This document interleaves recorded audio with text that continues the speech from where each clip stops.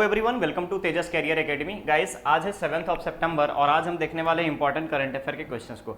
आगे बढ़ने से पहले मैं आपको बताना चाहूँगा कि गाइस हमारे यहाँ ऑफलाइन बैच में अगर हम बात करें तो CGPSC प्री 2022 के लिए क्रैश कोर्स स्टार्ट हो चुका है। 12 सितंबर से क्लासेस लगनी स्टार्ट हो जाएंगी, इनरोलमेंट शुरू हो चुका है। तो गाइस, अगर आप लोग सेल्फ स्टडी कर रहे हैं और चाहते हैं कि ऐसा कुछ प्लेटफॉर्म मिले जहां पे हम अपनी प्रिपरेशन को फर्निश कर पाएं, तो ये आपके लिए बेहतर साबित हो सकता है तेजस कैरियर एकेडमी। ओके, तो गाइस डिस्क्रिप्शन बॉक्स में नंबर दिया जा चुका है, आप यहाँ पर डायरेक्टली उस नंबर पर कॉल करके इंक्वायरी कर सकते हैं, इंफॉर्मेशन ले सकते हो इस बैच के बारे में। ओके, चलिए शुरुआत करते हैं आज के इस सेशन का।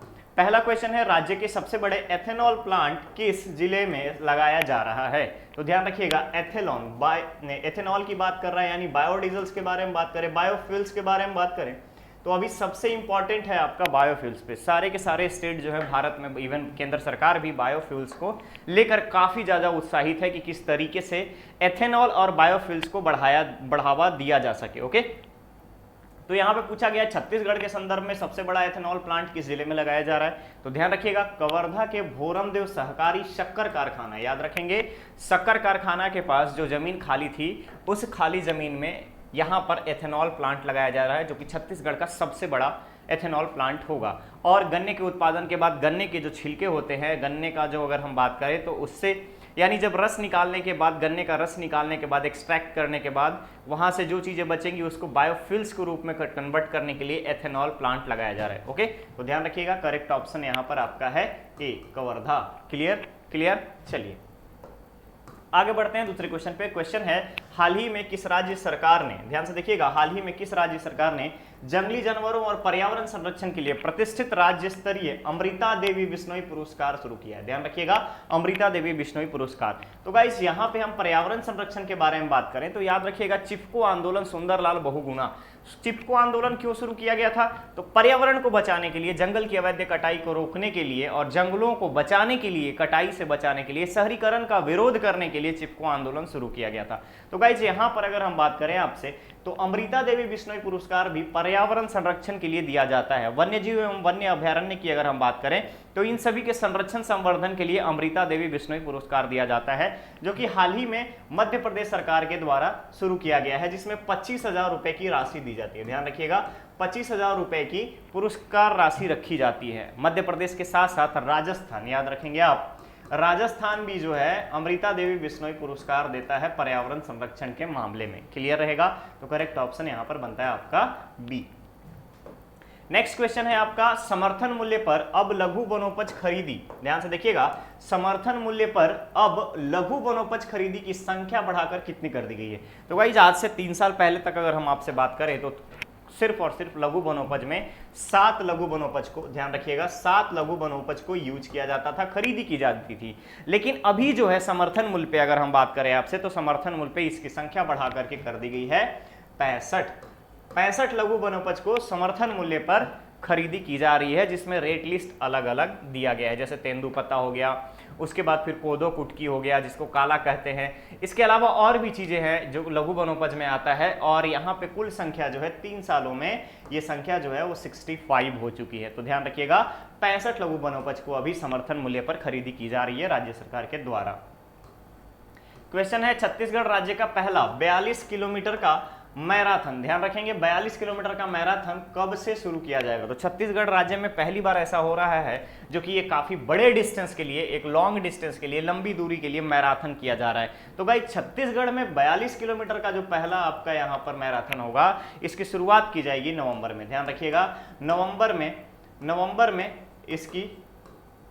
में इसकी शुरुआत की जाएगी 13 नवंबर से, और टोटल डिस्टेंस रखा गया है 42 किलोमीटर एंड 195 मीटर। ध्यान रखिएगा, 42 किलोमीटर 195 मीटर का मैराथन करवाया जाएगा राज्य सरकार के द्वारा, जो कि छत्तीसगढ़ का पहला मैराथन है। ध्यान रखिएगा, पहला इतनी लंबी दूरी का मैराथन है। तो करेक्ट ऑप्शन क्या बनेगा? डी।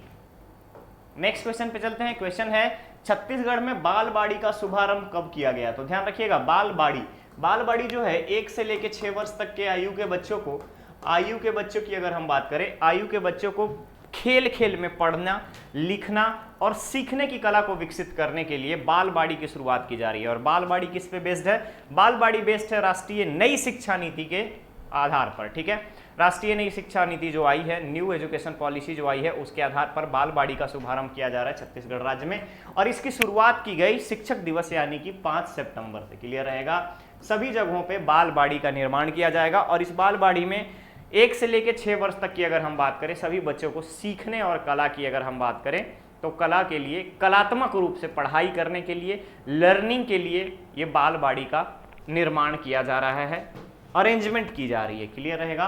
तो करेक्ट ऑप्शन है यहाँ पर आपका ए, 5 सितंबर से बालवाड़ी का शुभारंभ किया गया। क्लियर है। चलिए नेक्स्ट क्वेश्चन पे चलते हैं। क्वेश्चन है, राज्य सरकार ने स्कूलों में एक दिन, ध्यान रखिएगा, राज्य सरकार ने स्कूलों में एक दिन किस भाषा की शिक्षा देने का निर्णय लिया है। तो गाइस 5 सितंबर के दिन, 5 सितंबर शिक्षक दिवस के दिन राज्य सरकार के द्वारा यह निर्णय लिया गया है कि इस राज्य के सभी स्कूलों में, सरकारी स्कूलों में अगर हम बात करें तो सभी सरकारी स्कूल में सप्ताह के 7 में से एक दिन, ध्यान रखिएगा, एक दिन जो है आपका, ये आपका रहेगा छत्तीसगढ़ी भाषा और आदिवासी बोली। ध्यान रखेंगे आप, छत्तीसगढ़ी भाषा और आदिवासी बोली, छत्तीसगढ़ी भाषा और आदिवासी बोली के लिए ध्यान रखिएगा, और आदिवासी बोली के बारे में ज्ञान दिया जाएगा, यानी कि पढ़ाई कराई जाएगी। क्लियर रहेगा। छत्तीसगढ़ी भाषा और आदिवासी बोली के बारे में पढ़ाया जाएगा। क्लियर है। क्लियर है। तो ये चीजों को आप यहाँ पर ध्यान रखेंगे। क्लियर। चलिए, तो यहाँ पर इंपॉर्टेंट क्या था आपका, छत्तीसगढ़ी भाषा। तो करेक्ट ऑप्शन क्या हो गया, ए। आगे बढ़ते हैं हम नेक्स्ट क्वेश्चन पे।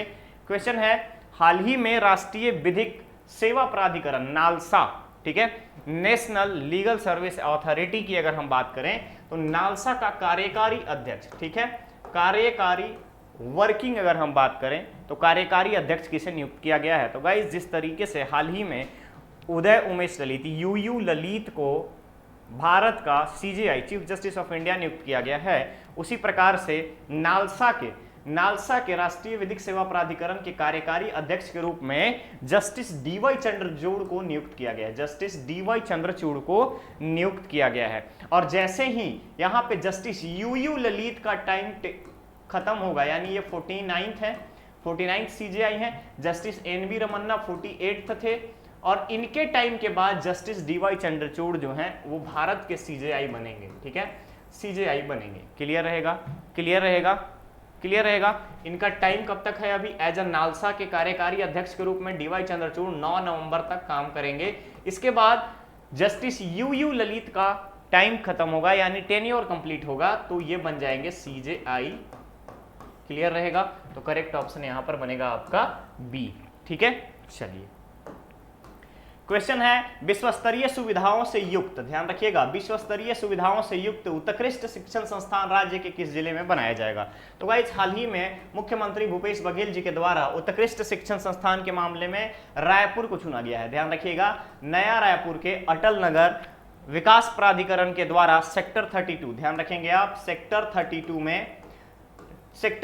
में लैंड जो है एक्विजिशन का काम, भूमि अधिग्रहण का काम किया जा चुका है, और ये उत्कृष्ट संस्थान विश्वस्तरीय बनाई जाएगी, जिसमें स्विमिंग पूल होगा, एडमिन बिल्डिंग होगी, एकेडमिक्स होगी, इसके अलावा लाइब्रेरी होगा, इंडोर स्टेडियम होगा, हॉस्टल्स होंगे, प्रिंसिपल और वाइस प्रिंसिपल के लिए उसमें रहने के लिए आवास रहेगा, और पहले चरण में, इसके विकास के पहले चरण में लागत जो है वह 49.52 करोड़ का, ध्यान रखिएगा, 49.52 करोड़ के राशि से पहले स्टेज को कंप्लीट किया जाएगा, फर्स्ट स्टेज को। और इसमें अगर हम बात करें तो ओवरऑल 700 स्टूडेंट्स के लिए बनेगा, बट पहले स्टेज में सिर्फ 200 स्टूडेंट्स के ध्यान में रखते हुए, 200 स्टूडेंट्स को ध्यान में रखते हुए इसका निर्माण किया जाएगा। क्लियर है। तो याद रखिएगा, रायपुर में विश्वस्तरीय सर्व सुविधा युक्त उत्कृष्ट शिक्षण संस्थान की स्थापना की बात कही गई है। क्लियर। चलिए क्वेश्चन है, राष्ट्रीय कृमि मुक्ति दिवस किस तारीख को मनाया जाता है। तो गाइस ध्यान रखिएगा, राष्ट्रीय कृमि मुक्ति दिवस जो है, राष्ट्रीय कृमि मुक्ति दिवस जो है, यह आपका 9 सितंबर को मनाया जाता है। ध्यान रखेंगे, 9 सितंबर को मनाया जाता है। क्लियर रहेगा। क्लियर रहेगा। डिवॉर्मिंग डे की अगर हम बात करें, डिवॉर्मिंग डे में आप अगर देखेंगे तो 9 सितंबर को, और इसके तहत मुफ्त दवा दी जाएगी राज्य सरकार के द्वारा 24 जिलों में, राज्य के 24 जिलों में 1 से लेकर के 19 साल तक के युवा और किशोर को, ठीक है, 1 से लेकर 19 वर्ष तक के सभी युवा और किशोर वर्ग के लोगों को, ठीक है, किशोर वर्ग के लोगों को दवा मुफ्त पिलाई जाएगी कृमि मुक्ति के लिए। क्लियर रहेगा। क्लियर रहेगा। तो करेक्ट ऑप्शन क्या है यहाँ पर आपका डी। आगे बढ़ते हैं आज के क्वेश्चन सीरीज के लास्ट सेशन पे। क्वेश्चन है आपका, प्रदेश में सिकल सेल, ध्यान रखिएगा, प्रदेश में सिकल सेल, यहां पे छूट गया है, सिकल सेल कर लीजिएगा आप इसको। सिकल सेल जांच एवं परामर्श केंद्र शुरू करने की तिथि क्या रखी गई है, याद रखेंगे क्या रखी गई है। तो गाइस स्वास्थ्य मंत्री टीएस सिंहदेव जी के द्वारा यह अनाउंसमेंट किया गया है कि 2 अक्टूबर तक सभी जगहों पे, सभी जिला अस्पतालों में, सभी अस्पतालों में सिकल सेल से रिलेटेड टेस्ट और एडवाइस सेंटर ओपन हो जाने चाहिए। और साथ ही साथ सिकल सेल्स अभी एक तरीके से अगर आप देखेंगे तो एक तरीके जैसे आपका एनीमिया होता है, सेम कंडीशन सिकल सेल्स की होती है। इसमें भी डायलिसिस और ब्लड की रिक्वायरमेंट होती है सिकल सेल्स के जितने भी मरीज होते हैं इन्हीं को। तो यहाँ पे सिकल सेल्स का जो बीमारी है वो बढ़ते जा रहा है और ये जनरली बच्चों में ज्यादा देखा जा रहा है। तो इसके लिए जांच केंद्र और परामर्श केंद्र जो है इसकी स्थापना की बात कही गई है स्वास्थ्य मंत्री टीएस सिंहदेव जी के द्वारा। तो ध्यान रखिएगा 2 अक्टूबर तक सभी अस्पतालों में सिकल सेल्स जांच केंद्र और परामर्श केंद्र खोलने की बात कही गई है। क्लियर रहेगा। तो करेक्ट ऑप्शन यहाँ पर क्या है आपका बी। तो ये था आज का सेशन। अब बारी है आपके स्टूडेंट धर्मा की, जहां पे क्वेश्चन का आंसर आपको कमेंट बॉक्स में कमेंट करके देना है। क्वेश्चन है, नेशनल ग्रीन ट्रिब्यूनल एनजीटी, ध्यान रखिएगा, एनजीटी ने कचरा प्रबंधन नियमों का उल्लंघन करने के लिए किस राज्य सरकार पर 3500 करोड़ रुपए का जुर्माना लगाया है। ध्यान रखिएगा 3500 करोड़ रुपए का जुर्माना लगाया गया है वेस्ट मैनेजमेंट में नियमों के रूल्स को ब्रेक करने के लिए, उल्लंघन करने के लिए। तो इसका आंसर आपको कमेंट बॉक्स में कमेंट करके देना है। तो गाइस ये था आज का सेशन। बहुत ही जल्द हम लोग मिलेंगे एक नेक्स्ट और नए सेशन में। बने रहिए तेजस कैरियर एकेडमी के साथ। चैनल को सब्सक्राइब करें, वीडियो को लाइक शेयर जरूर करें। Thank you so much.